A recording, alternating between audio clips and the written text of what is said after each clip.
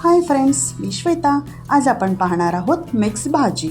चला रेसिपीला सुरुवात करूया। कढईमध्ये 2 मोठे चमचे तेल घेतलेलं आहे। तेल व्यवस्थित गरम झाल्यानंतर यामध्ये अर्धा चमचा मोहरी, अर्धा चमचा जिरे, चिमूटभर हिंग, त्यानंतर यामध्ये बारीक चिरलेला कांदा ॲड करूया। कांदा सुद्धा आपण मिनिटभर परतून घेऊया।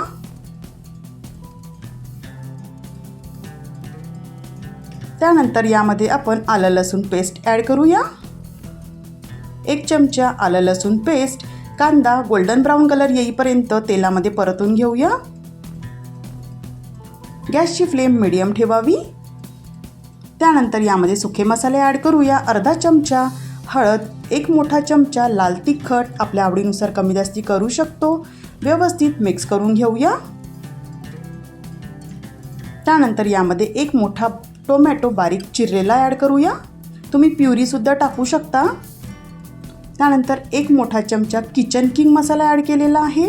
किचन किंग मसाला नसेल तर तुम्ही गरम मसाला सुद्धा ॲड करू शकता।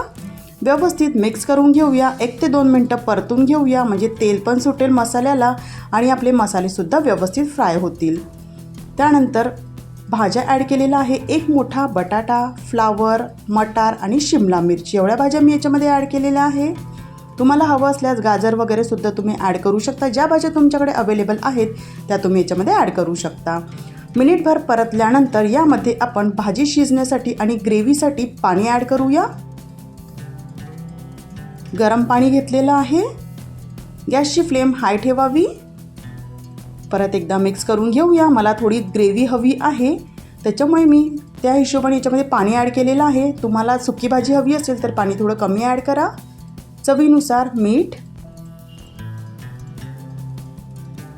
व्यवस्थित मिक्स करून घेऊया। त्यानंतर वरून अर्धा चमचा किचन किंग मसाला ॲड केलेला आहे। परत एकदा मिक्स करून घेऊया। आणि भाजी शिजतानाच मी थोडी कोथिंबीर ॲड केलेली आहे। भाजीला खूप छान टेस्ट येते, तुम्ही नक्की ट्राय करा। व्यवस्थित मिक्स करून भाजी तुम्ही बघू शकता 6 ते 7 मिनिटात आपली भाजी रेडी झालेली आहे।